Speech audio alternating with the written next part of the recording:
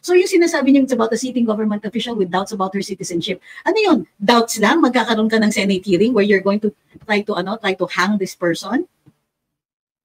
It doesn't make sense. And it shows again na nagmamalupit na naman itong Senado. So kaya, at any rate, that was why hindi ko pinagtutuunan ng pansin itong sa yung Senate hearing ni Senator Hontiveros, kasi it plays into her hands. Bakit ko bibigay yung gusto niya? Hindi ko nga siya gustong iboto. Marami pong ganun. At in fact, marami po ang walang birth certificate. Karapatan yan.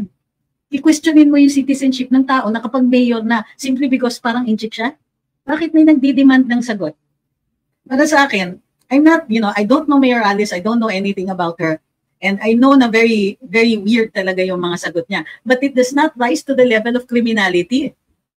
Kung may duda sila, abay patunayan nila yung kaso nila. Sabi ni Lion King, it's not only about birth certificate. The question that was asked of me is, what are my comments about her? Ang sagot ko, kaya hindi ko pinapansin because I see an appalling lack of due process and an appalling desecration of the constitutional guarantee of the right to be presumed innocent.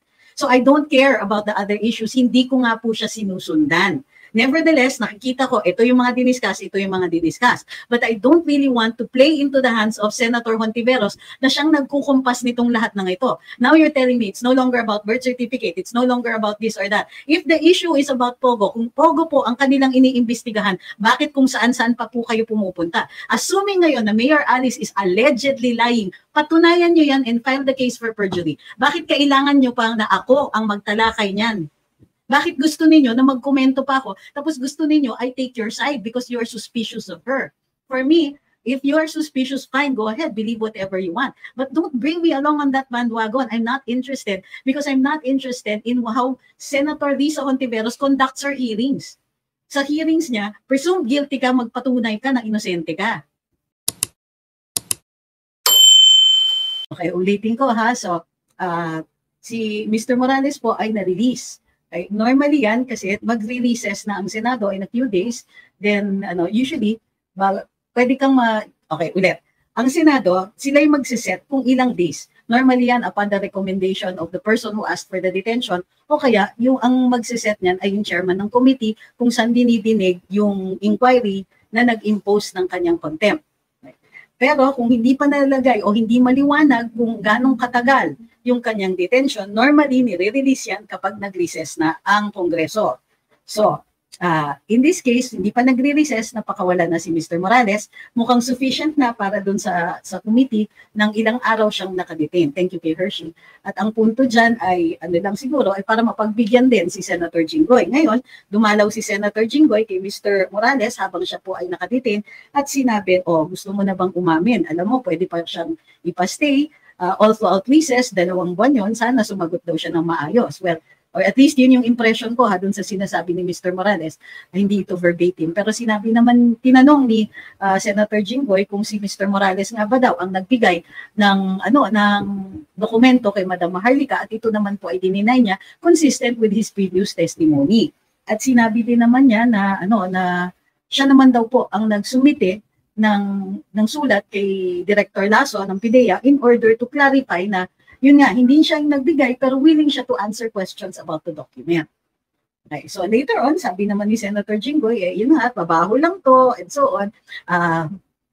At any rate, yun na nga, na-release siya. Before din siya na-release, nadalaw din po siya ni Senator Chis Escudero, ang bago pong Senate President. So, meron din ganon. By the way, may movements din dito sa Senado. Okay, sabi ni Black and White Color TV, a resource person was detained. Well, ganito yon, yung detention has nothing to do with whether you're a resource person or not. Pero kung ikaw ay nag-violate ng kumbaga disorderly ang iyong conduct o contemptuous yung iyong behavior around the senators. Okay, pero para sa akin, tama din po kayo na pumunta ako dito para magbigay ng liwanag. Yung resource person pumupunta para magbigay ng liwanag sa isang issue.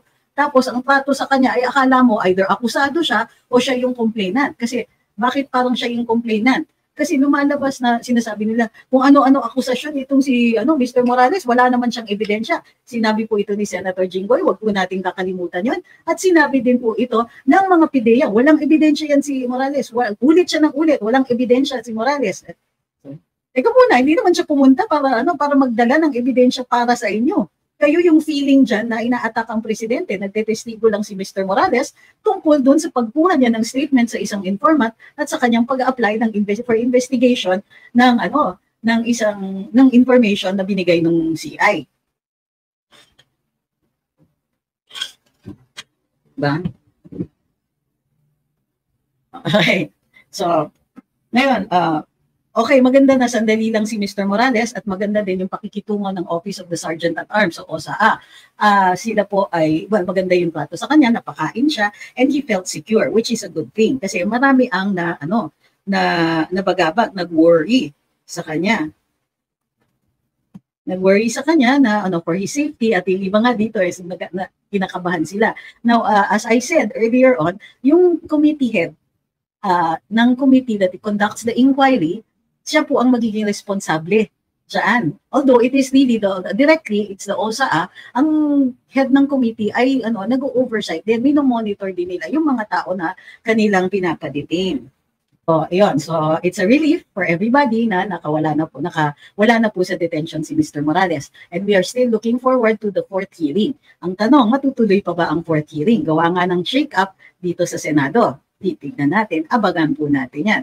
Si Picoy ba daw ay lumabas din? If I'm not mistaken, pati po siya ay nirelease na po from detention. Pero hindi pa po tayo nakaka-verify. No? I heard it but I have not verified it yet from an independent source. So, intayin po natin na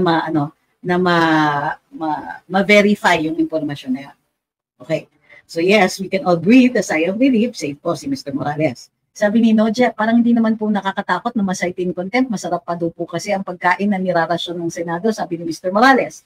Well, iba po kasi yung trato kay Mr. Lincoln Ong. Kaya hindi ako nagtataka kung bakit maraming nangamba para sa kanya. Kasi naalala niyo po ba yung pagmamalupit kay kay Lincoln Ong noon?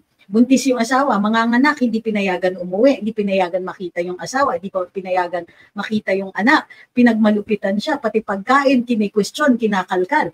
There was one day na very, very late na siya nakakain. Hindi siya nakakain ng simula agahan hanggang gabi dahil pinipigilan yung mga padala ng nanay niya. At ultimo kapatid niya ay hindi pinapapasok para siya ay makita. At nung minsan, dumalaw ang kanyang abogado ng evening, early evening, hindi rin pinapasok. Samantalang ang rule, ang abogado ay maaaring makikita ang kanilang kliyente at any time of the day or night ayon dun sa rights of the accused.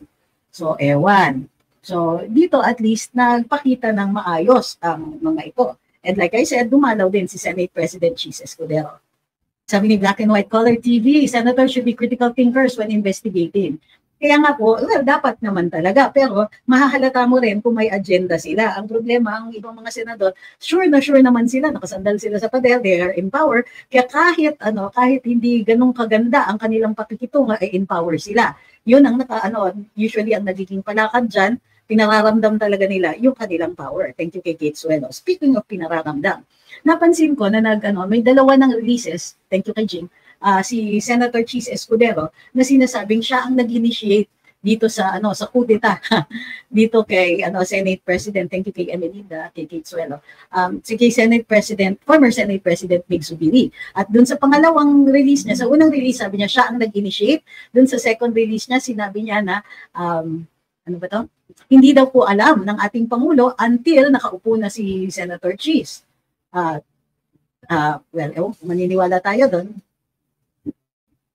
Sabi ni Ian, dahil kay Lincoln Ong natapos ang political career ni Gordon, a good one for the Filipino people. Tumpak, salamat Lincoln Ong. Okay. So, pero ulitin ko na, yun na, si Senator Chis ay nag-release na hindi daw po alam ng ating Pangulo na nagkudeta na nga na siya ang naging Senate President until Senate President na po siya. So parang pinalalabas ni Senator Chis, walang kinalaman ng Malacanang.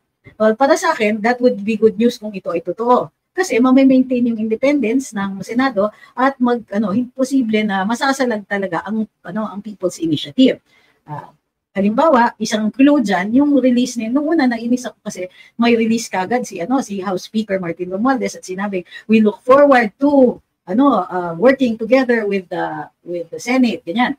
Pero nung tinignan ko na maigi, nakita ko, working together with the Senate, particularly dun sa charter change on the economic provisions. So hanggang ngayon, nagkukunwarian pa rin tayo ng economic provisions. Kuno ang magiging pagbabago sa ating saligang batas. Sabi ni Haru Yuri, totoo kaya yan o baka tinakpan lang? Para sa akin, may konting truth eh. I mean, it's plausible. I'm not saying it's true. But for me, it's believable. Kasi nga, yung PDP vote, para sa akin, ang importante, ang tinitignan ko. Now, ngayon, alam natin na hindi naman inutos ni Presidente Duterte yung ganun vote. O, so saan ang galing yun? Bakit? So, one of two things. Either nagkaroon ng ng nakakita ng pagkakataon ng PDP, ginrab nila. Kasi nagkakagulo, kailangan yung mga boto nila. Eh sila yung pinakamaraming boto, o di sila ngayon yung madyo. Or, kausap din ng PDP ang Malacanang. So, para sa akin, it makes more sense na ang PDP, dahil nga, equal 2:2. Let's say na si Senator Robin at si Senator Tol ay parehong in talks with Malacanang kasi medyo believable yun eh. Yung si Senator Go at si Senator Bato would have an equal say in it. So hindi ko, kumbaga, nag-hold back pa ako dun sa paniniwala na ang PDP ay bumoto in accordance with Malacanang's wishes. Parang that's a stretch. Kasi apat yun eh. At evenly, at kahit isuko na natin si Senator Robin at si Senator Tol, si Senator Bato at saka si Senator Go, parang hindi. Sabi ni Tor DJ, could it be that PDP bloc in the Senate is holding on to Malacanang to protect Duterte? Are you frigging kidding me? Those are two opposing ideas. We know that Malacanang cannot be persuaded in any manner, shape, or form to even give the time of day to any of the Dutertes. Tinitiis, alam natin tinitiis lang nila si Inday. So, hindi po. I really don't think that this is a plausible explanation at all. Mas plausible pa yung nakakita sila ng pagkakataon, ginrab nila. Oportunista din, pero ganyan talaga ang politika. So, ang tanong nga, what I'm giving here are possibilities. Wala pa tayong enough evidence to conclude either way. Nainis talaga ako dun sa picture. So, bakit kaya magpapakuha ng ganyan? But on the other hand, what if Malacanang wants to project na, strong kami. Hawak namin itong mga senador na to. Which would explain kung bakit si Cheese naglabas ng balita na hindi naman alam ni PBBM na ako na yung Senate President until ako na yung Senate President. So again, medyo gumugulo yung usapan. O bakit siya lang ba ang may dito? Sabi ni Carl, si Zubiri na mismo nagsabi na may external forces na nag-pressure sa kanya to stop PDLX. Tapos sasabihin ni Cheese na walang kinalaman ng Malacanang. Hindi kami tanga para maniwala. Hindi pa ako sold sa ganyan. Kasi gusto i-project ni Zubiri. Look, originally Zubiri was saying he was going to be an independent. Pero ngayon, nag-form siya ng coalition, a minority coalition. Okay? Gusto niyang i-project na victim siya. Maniniwala din ba tayo? Pinanganak ba tayo yesterday? Para isipin natin na si Senator Migs na nagkompromiso na nga sa Malacanang ay victim dito, victim ng Malacanang. Siya nga dyan yung handpicked choice ni Presidente Marcos para maging Senate President. At siya nga ang nakipag-usap kay Presidente Marcos at nakakuha ng kompromiso as against the President's cousin na i-degrade na lang to, i-demote na lang to economic provisions na lang ang charter change. So, you're missing too many facts here, and para sa akin, I cannot make a conclusion yet. Masyadong maraming kontra-kontra na facts. So ako, anything is still all of those wala pang settled para sa akin. Hindi ako naniniwala na settled yan. Alam niyo kung bakit? Kasi gusto ng Malacanang na isipin natin na sila yan. Okay. Gusto nilang i-project na malakas sila. Bakit sila magiging malakas? Pabagsak yung ratings nila. Kung mga politiko yung gusto nilang iharbat into their side, kailangan malakas sila. Paano kung nanganganib na yung mga yan? Dahil ang baba na ng kanilang trust and satisfaction ratings. Papanig ka pa. Kung maayos ka na politiko, papanig ka ba dun sa Malacanang? Pagka ganon? O isa pa, boto ni Senator Amy Marcos. Alam natin na kontra yan. No matter what, kahit saan pumunta ang Malacanang, maliban lang kung siya yung nag-propose ng batas at pinirmahan ng kapatid niya, yun lang yung time na nakapasok siya uli ng Malacanang. So, sasabihin niya na naman, hindi naman magpapagkatiwalaan si Amy. Pero magtitiwala kayo dun sa narrative ni Senator Migs. Diba? Sa akin, hindi. Tingin ko, hindi ganun kalakas ang Malacanang. Hindi sila, kasi nga, ang bumabagsak ang trust, approval, and satisfaction ratings ng Malacanang. But, pwede rin naman tama kayo. Ang sinasabi ko lang dito is, it's not that simple. I really don't think it's that simple. Masyado pa rin marami yung lumalabas na kontra-kontra na facts. So, ang tinatanong ko nga sa inyo, bakit kayo naniniwala kay Migs, di naniniwala kay Cheese? Pareho lang naman yung senador, pareho lang naman silang how do we call this? May vested interests in what's happening. Why would you place one's opinion over the other? Wala pareho silang sinusumiti na ebidensya. And in fact, nagsasabi si Senator Migs na meron daw naggulo sa kanya. Pero, Hindi niya binabanggit ang pangalan. Abay, kung Malacanang yan, ano ba ang hirap na i-identify sila? Tanggal na nga siya eh. Sabi ni Ma'am Christine, si Subiri na nasa 2 Senate slate ng eleksyon, naku, let's be careful before we fall hook, line, and sinker for what these people say. So ang punto ko dito is, pare-pareho lang yan. Kumbaga, pare-pareho lang ng bigat ng sinasabi. I'm not willing to believe anybody right now. Wala nga po. Sabi ni Israel, meron po ba sa picture si Senator Amy? Wala nga, ba't pupunta yun? Latest picture from Malacanang? Hindi nga po. Were you listening? The only time na nakaakyat siya uli ng Malacanang nung pinirmahan yung isang batas na kino-author niya. Walang choice kung di isama siya ng doon sa pirmahan sa Malacanang. So I don't understand this question. The latest picture from Malacanang, ano yan, yung Sunday lunch nila. Kailan ba nagpakita si Senator Amy sa Sunday lunch? Sabi ni Riley, I smell balimbingan, depende sa kung sino makikinabang. Kailan ba naman hindi naging ganun? Hindi ba? The other day, we were talking about it. There are no good guys here and there are no, lahat sila villains. Ang pinagkakaiba lang, yung level o yung degree kung ganong ka-villain sila. Some villains are bigger than others. Some are meaner than others. Kumbaga, some are really less interested and couldn't care less about the public and are only interested in their own personal interests. Pero tapos yung iba, personal interest, walang public interest. Yung iba, meron pang konting public interest. Parang ganon. Ang pinaka-danger sa atin is in believing in them completely. Ay nako, Okta, alam niyo bang hindi na yan inaano ng UP?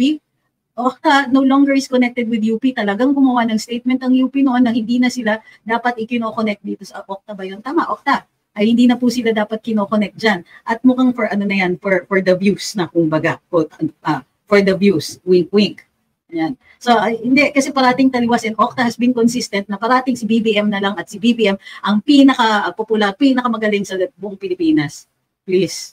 Ever since humiwalay sila sa UP, di na ako naniniwala dyan. Ito, sabi ni Ma'am BP, Malacanang is riding on the bandwagon of power flex. Yeah, what's clear to me is even PDP as majority are most likely Yes, of course, as majority. Of course, they're self-motivated. Yes, they may be your allies, but they're self. No. I am not, let's not look at this with rose-colored lenses. Like I said, mas tingin ko, mas angkop pa yung nakakita sila ng pagkakataon. And yes, I know that si Senator Tol, nag-ambisyon talaga yan to be speaker or majo or anything. So, okay. Nakuha niya at least part of his ambition, di ba? And, si Senator Tol, hindi ko rin naman mako-consider yan na purely PDP pa yan. Kasi nagde-drift na siya, nandun siya sa sa oath-taking ng Partido Federal ng Pilipinas, ng PFP. So, ang NPC madali kasi andyan si Trillanes, di ba? NPC ang party niya. At ang NPC has already entered into an agreement or an alliance with PFP. So, ang PDP, well, alam natin na they're in it also for themselves. Tandaan nyo, sinabi na nga, and yesterday I already found out na walang kinalaman si Presidente Duterte sa mga galawan ng PDP ngayon. Andun siya to administer oaths kasi chairman emeritus pa rin siya. Pero sabi niya talaga, even before pa, di siya nakikialam sa mga ganon. Paano po yung sinabi ni Banat Bay na nalipat daw ang pondo ng Senate na 12 billion COMELEC para yung COMELEC hindi nalipat. Okay, ganito yon. Wala kasing originally doon sa expenditure program na sinasaad ng DBM. Ganito po yon ha. Pagka magsusumiti ka ng budget, dadaan yan. Ang ginagawa muna ng bawat ahensya ay gagawa ng proposed budget. Sasubmit yan dun sa DBM. Ang DBM ngayon, depending on dun sa predictions nila kung magkano papasok na pera, magbabawas o mag-a-approve. So, halos lahat daw ng ahensya ngayon nabawasan. Wala po doon sa expenditure program yung 12 billion na yan na para sa COMELEC for, for charter change, and other activities. Okay? So, meron silang pera para sa conduct ng elections kasi predictable yung elections na yun. Pero ang People's Initiative, hindi yan predictable. Pero, nagkaroon bigla ng 12 billion na itinalaga ng Kongreso para sa COMELEC, kahit daw ang COMELEC nagulat dahil hindi nga po nila hiningi ito. Pero ang nilalagay natin, ang ina-identify po natin dyan na responsible for it was the Speaker. Kasi sa Kongreso po, sila po ang nagpatalaga, kung di ako nagkakamali, ng budgetary allocation na yan. At sumang-ayon naman ang Senado. Pero hindi sumang-ayon ang Senado. Teka. Sumang-ayon yung joint committee na. Okay? So yung joint committee na yun, kaya nga sinasabi ni Senator Amy, teka, hindi ako umoo sa mga ganito. Bakit biglang na-approve yan? Yung pala, dun sa bilateral na po na-approve yan. So hindi ko po alam kung paano i-connect directly to kay Senator Migs. Although, I think it's a good theory. Yun nga lang, wala pa akong nakikitang direct evidence linking na si Senator Migs or even si Senator Cheese ang may kasalanan nun. Sabi ni Juan de Cruz, Diyos ko ng 2021 presidential survey, si Sara ang top 1, minsan second si Isko Moreno, third si Marcos. Kaya lang naging top 1 si BBM nang umatas na si Sara, tapos sasabihin malakas si BBM, ay naku. Lalo-lalo na ngayon, mataas ang presyo ng kuryente, tubig, pagkain, diba? Walang trabaho, mataas ang presyo ng transportation, internet natin, patay sindi. Para sa akin, if we're going to believe, let's just not believe all of them. Intindihin lang natin na kaya nagkaganito ang Senado kasi mayroong mga interest sila na isinusulong. Lahat sila. Oo, sabi ni Bisor Blanc, singit budget yan. Yes. Pero sa bycam yan siningit. Wala naman akong sinabing hindi. Sabi ni Leopoldo, gahaman sa power, pumalit kay Zubiri, siya man nagsimulang akitin mga senators, sama na si Bato, last term na ni Bato. Hindi, si Bato, kaya umiyak yan, kasi partido andyan na eh. Wala siyang choice. He has to vote along with the party. Okay. Kung magtatanong kayo, huwag naman kayo magtanong ng mga out of this world questions katulad nitong si Cuatro. Magiging China na ba tayo? Saan naman nakuha po yan? When you're press secretary, was there any time when the president gets a visit from people in the upper house, business unusual, yung kahina-hinalang mga galawan of gaining favors? Wala po ako nakita na from the Senate, kumbaga. Meron ako nakikita from the House, from Congress. Yung pinsan niya, parating namin kasama sa mga foreign trips. Sabi ni Israel, nakita niyo po ba sa news yung mga seniors na nakapila sa Kadiwa? Grabe po kinakawawa nilang mga Pilipino, nakakaiyak po. O nga eh. Kung si Presidente Duterte yan, may nasigawan at sasabihin, di ba kayo naaawa? Hindi ko po masundan pa yung kay Alice Guo, kasi sa totoo lang, naiirita na naman ako. Kasi nga, muli, nag-uumpisa na naman yung mga nag-uumpisa na naman po yung mga hearings ng Senado na, inquiries ng Senado na in aid of legislation, pero actually meron na naman silang binabalasubas o binabalahura ng mga resource persons. So regardless of what Mayor Alice is going to answer, para sa akin, hintayin ko na lang yung kaso. Kasi another yan eh, parang it seems to me from the start na very racist ito. O bakit siya yung pinag-iinitan? O sige, walang birth certificate yung mga magulang niya, pero meron siya. O late registration, bakit? Illegal ba ang late registration? Ang dami kaya sa Mindanao ng mga walang birth certificate. Kung kaya't even in 80s, 90s, and early 2000s, there's a big push to register people. Alam niyo po ba yun, yung mga issues? Kasi marami yung mga pinapanganak sa bahay, hindi nila nare-rehistro.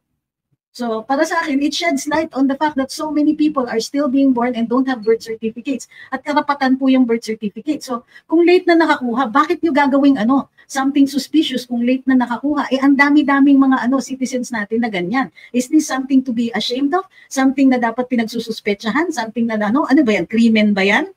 So, kumbaga, nag-i-interpret sila ng set of facts. Again, para meron silang balasubasin. And whether or not we believe Mayor Alice, I really don't care. Para sa akin, the Senate is not a trier of fact. In fact, it is not a court at all. Doon kayo, kung sa tingin ninyo nagsususpetsa kayo doon sa tao na yon, sabihin niyo kung anong policy ang gagawin niyo and give it to the courts or to the law enforcement agencies to investigate that. Na namimihasa na naman itong mga to. Sabi ni Natia, racist ang pinag-iinitan dahil may dugong Chinese. Hindi lang yun. Hindi siya ganun ka-articulate. So, ang dali-daling paglaruan yan dun sa Q&A, sa Senado. Hindi ko kilala. I've never met her before and I don't even know bakit siya iniimbestigahan in the first place. Dahil ba may connection siya sa Pogo? Lahat ba ng may connection sa Pogo ay iniimbestigahan? Iniimbestigahan ba nila yung mga Pogo dun sa Cavite at yung mga government officials, if any, na konektado dun sa mga yon? Pag nakita ko na kini-question yon, sige, baka manood pa ako. Pero yung you're going to single out one mayor, one city for a particular issue while ignoring all the other cities, para sa akin, kalokohan na yan. And bakit pa ako magdadagdag ng viewership dyan para isipin nila, interesting, at saka, may itong topic na to, baka magpapanalo pa para sa kanila sa Senado. Oh, please. Hanap kayo ng iba. Ito, sabi ni Feb 30, ako po, attorney late registration, na-register lang ako noong gagraduate na ng high school kasi need na sa certification. Correct. Bago kayo bigyan ng diploma, tatanungin kung tao ka. Ibig sabihin kung rehistrado ka. Sabi ni Alden di ba nila inisip sitwasyon ng Filipino-Chinese dito na ginagalit nilang mga mamamayang Pilipino? Ay nako, hindi lang yun. Kapag nanalo na o kapag eleksyon, pupunta dun sa mga yan, sa mga Filipino-Chinese, tapos hihingi ng campaign contribution. As if hindi natin alam ang kalakaran nila. Sabi ni Random Things, Dapat nga yung government agency ang i-question nila kung ba't niya na-acquire yung mga documents. Correct. Besides, ganito yun may presumption of regularity, presumption of innocence. Ibig sabihin, kung sa tingin nila kaduda-duda yan, abay magpresenta sila ng reason kung bakit pagdududahan yung mga yan. Sabi ni Sid Ivan Palses, bayad utang po ba ni PBBM yung paglayan ni De Lima? Well, that's the speculation. Wala po akong evidence of that. Pero talagang nagtataka ako. Itong, hindi, kumbaga, bakit tinitiis ng sistema? Yung mga napaka-convenient na mamamatayan ng mga witnesses, not one and not just two. Mamatayan ka ng ilang witnesses, kung ako yan, teka muna, magdadalawang isip ako kung bakit natin papakawalan yan. And, hello, ewan ko ba, sa akin, kaduda-duda talaga yung paglayan yan si former Senator De Lima.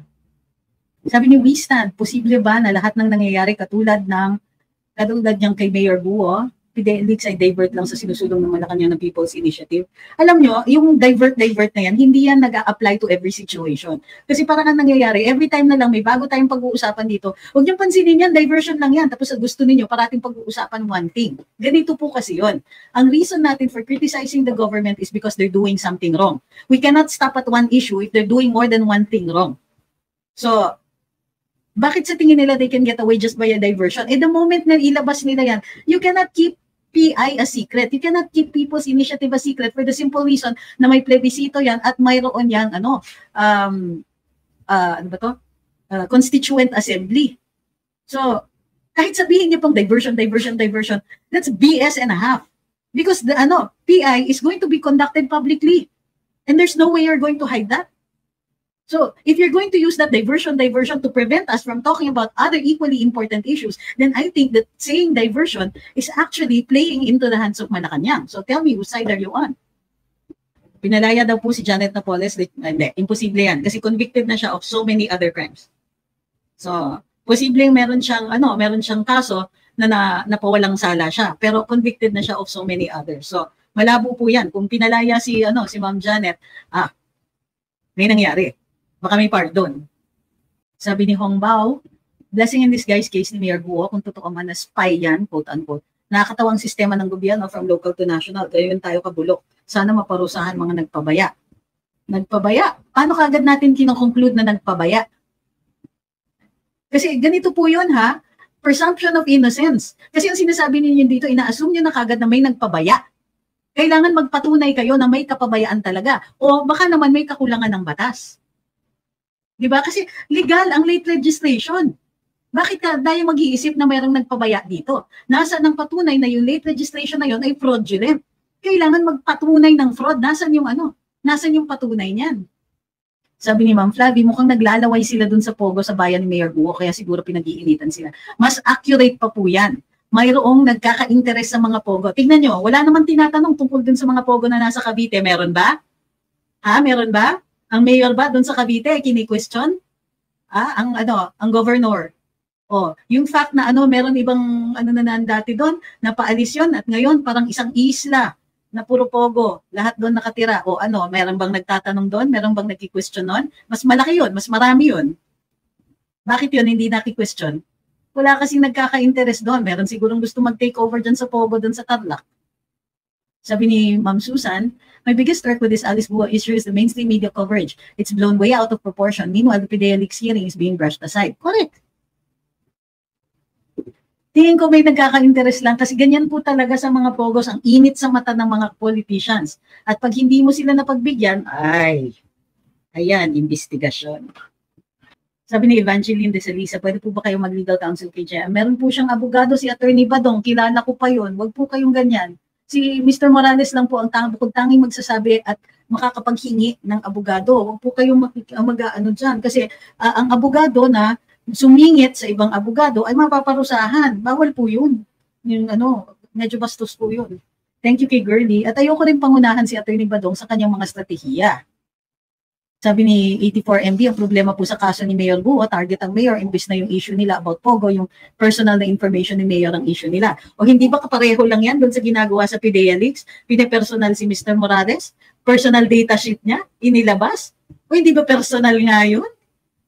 Kung hindi yan, subject to, kung hindi yan, how do you call this, proseso, violation ng Data Privacy Act yan. Thank you kay Mr. Joy Tinilo. I was disheartened by this flexing by the powers that be, thinking she has already convinced the majority of the people. Then Gadon spoke. I realized, haka-haka, kulang pala yon. Mas marami pa rin tayo. Yun po. Kaya ang tingin ko, it's in the interest of Malacanang to show na sila yung gumalaw dito sa Senado. Whether it is true or not, and we should not fall for it. Bakit? It works for Malacanang to be shown na napaka-powerful nila. Pero the surveys give us a different story. Mababa yung approval nila, mababa ang trust nila, mababa ang satisfaction natin sa kanila. Diba? Pero kailangan nila mag-flex. Hawak namin itong mga to. When the fact of the matter is, si Chis Escudero has been very public about being anti-PI, anti-chacha. O paano yun? Baka maglabas na naman sila ng something convincing. Sabi ni Mel, the audacity of this government. Totoo yan. Kasi can you imagine what a PR coup it would be for Malacanang to show na nagawa nila yun sa Senado? Alam ko hindi nila magawa eh. Hindi nga nila ma-convince dun sa People's Initiative ni Speaker Martin. O bakit suddenly ganito sila kalakas? Hindi. May mga dyan, may mga nag-negotiate. O sige, kapalit ng boto namin, anong bibigay mo sa amin, Cheese? Senator Cheese. Ganyan po ang usapan dyan. Errol Salvador says, it's about a sitting government official with doubts about her citizenship. Doubts are not grounds for any case. Evidence is grounds for the case. Late registration is a legal process. There is no showing, no evidence to indicate that this process had been conducted with irregularity. Then the presumption is of regularity.